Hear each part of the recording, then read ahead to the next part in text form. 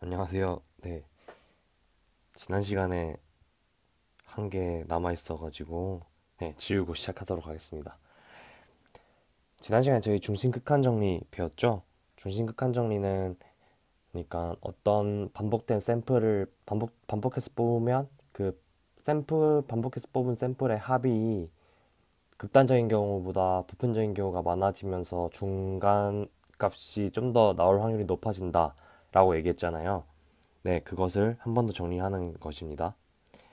그러니까 특히 이제 엄밀하게 말하면 n이 30 이상일 때 확률 사건끼리 독립일 때 이거 두 가지 조건이 이거 따로따로예요. 중식간 정리에 의해 합의 분포가 정규 분포를 따라간다는 것입니다.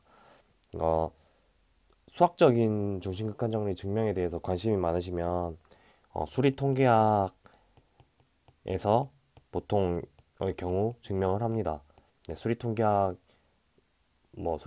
중심극한 정리 이렇게 키워드를 잡고 구글에서 구글링을 해보시면 아마 증명이 많이 있을 것 같습니다.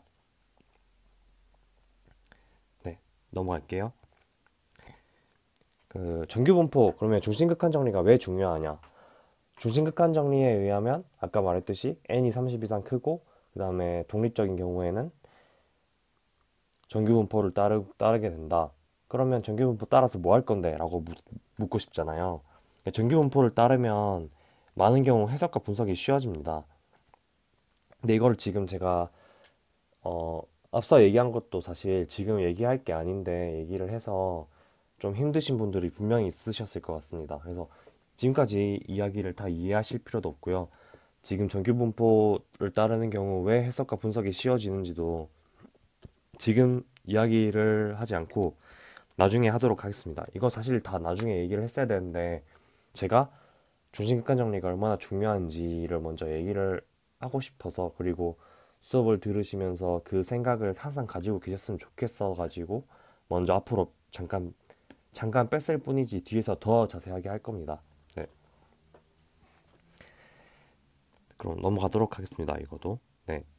여기 이게 정규분포식이에요. 지금 보시면은 막 숫자 숫자가 너무 막 복잡하고 막 그래서 이게 뭔가 싶은데 음, 자주 보시면 외우실 정도예요. 통계학과 분들은 보통 외우시는 것 같은데, 네, 아무튼 그렇습니다. 이렇게 정규분포식이 이렇게 생겼고요. 지금 한 번에 쓱 한번 봐놓은 걸로 충분합니다. 네, 이거는 앞에서는 여기서는 이거 제가 그린 거 있잖아요. 이거는 만 번의 만 번의 로또를 제가 직접 그러니까 로또를 컴퓨터한테 시켜가지고 만든 분포고요. 이거는 정말 정규 분포로부터 뽑아서 다시 샘플을 만든 겁니다. 그러니까 역과정으로 만들었다고 생각하시면 되는데요. 지금 이야기가 잘 이해 안 가셔도 상관없어요. 그러니까 만 번의 샘플을 뽑으면 여기서 평균이랑 분산이라는 게 나와요. 그럼 이거를 가지고 다시 제가 정규 분포일 때 이거를 따를 때 데이터 만 개를 만들어줘. 이렇게 하면 이렇게 되는 거예요. 지금 이게 무슨 말인지 잘 모르실 겁니다. 근데 나중에 수업을 다 끝나고 나서 보시면 분명히 이해 갑니다. 네, 넘어가도록 할게요.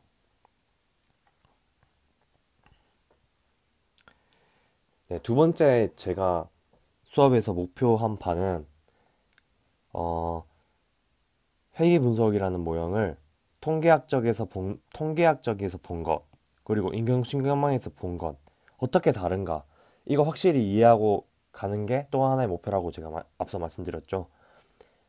그러니까 이게 좀 엄밀하게 말하면 회귀 분석 vs 인공신경망이라기보다는 통계학 vs 인공신경망, 그러니까 회귀 분석을 바라보는 통계학과 인공신경망의 차이점이라고 보시면 됩니다.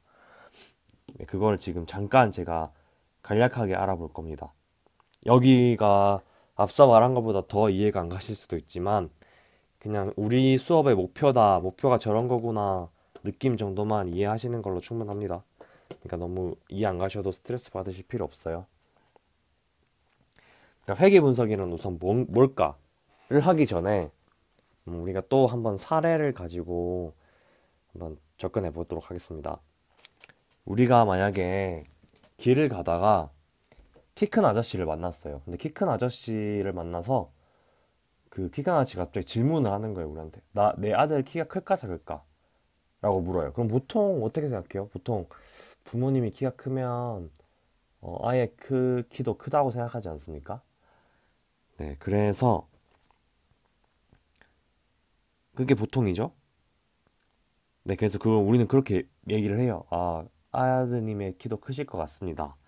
우리는 그 어떤 근거로 얘기를 한 거죠? 아저씨의 키를 보고 키가 크다고 생각을 해서 아들도 키가 클 것이다 예측을 한 거죠. 그러니까 우리는 아버지의 키를 보고 아들의 키가 클 것이라고 예측을 했습니다. 이런 예측이 바로 통계적인 모형이 될 수 있습니다. 어, 별거 아니죠. 별거 아니에요. 그러니까 여기 이게 회귀 분석이 가장 기초적인 사례이기도 하고 회귀 분석이 일단 통계학의 가장 기본적인 모형인데 회귀 분석에서 가장 항상 얘기를 하는 게 이 아버지 키와 아들 키 이야기입니다. 네, 그래서 이거는 제가 그 구글에서 가져온 이미지인데요. 그러니까 X축에는 아버지, 그리고 Y축에는 아들의 키가 나와 있어요. 그러니까 지금 보시면 데이터가 이렇게 찍혀 있는 거 보실 수 있죠.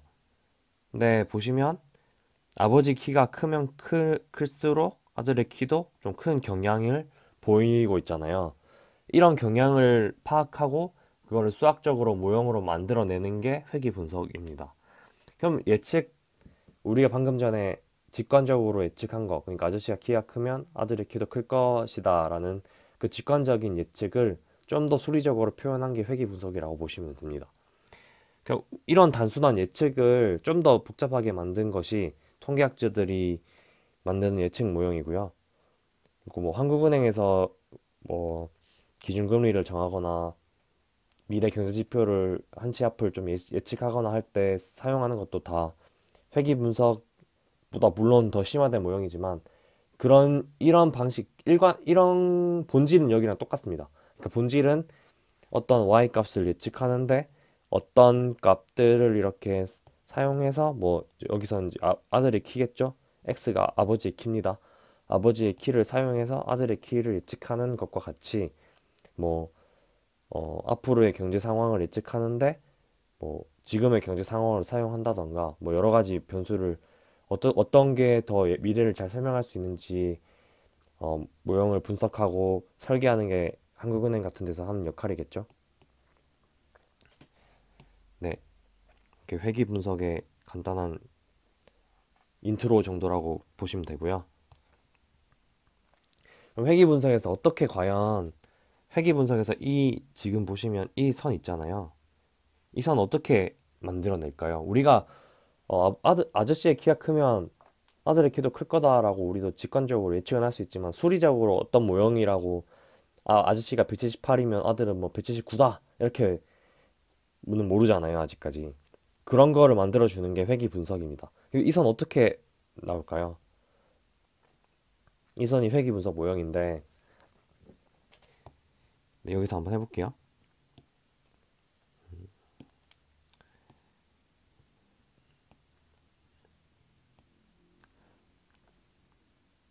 예를 들어 요런 회귀 분석 모형이 있다고 생각합시다. 그럼 지금 얘가 회귀 분석 모형이에요.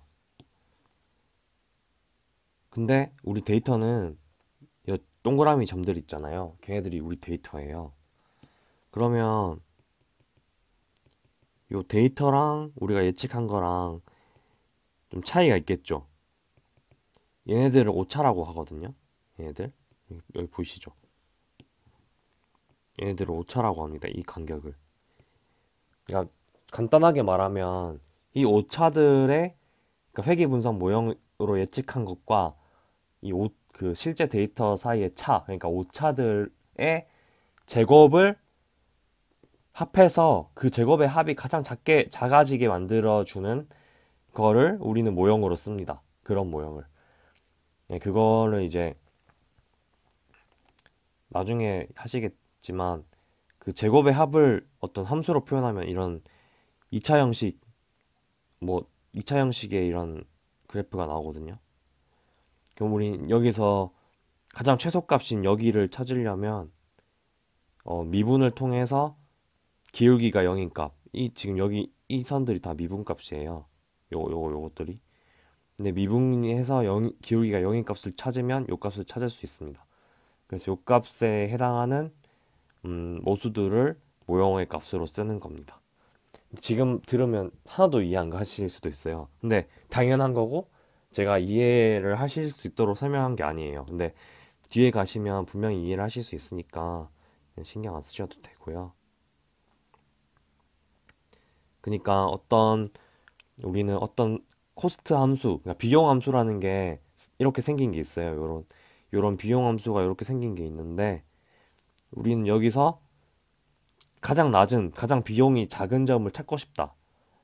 그런 점을 찾고 싶은데 어떻게 찾을 거냐 하면 어, 미분이라는 거는 기울기예요.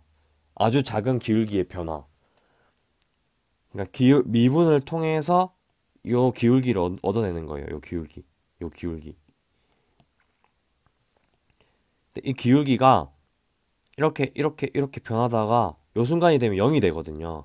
0일 때 점만 찾으면 되는 거예요. 그래서 우리 수학적으로 요 0인 점을 미분이 0인 점을 활용해서 바로 찾아낼 수가 있어요. 코스트가 가장 낮은 점을.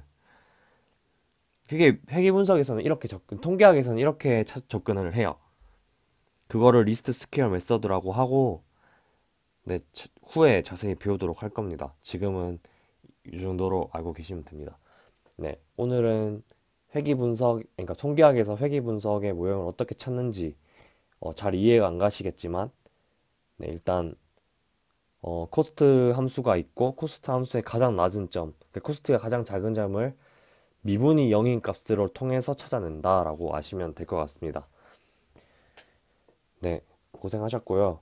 오늘 수업은 여기까지 하고 다음 시간에는 그 인공신경망에서 이 회귀 분석을 어떻게 접근하는지를 바라보겠습니다. 네, 두 개 보시면 차이가 있다는 건 확실히 아실 거고요. 이해가 다 가시진 않아도 괜찮습니다. 네, 고생하셨습니다.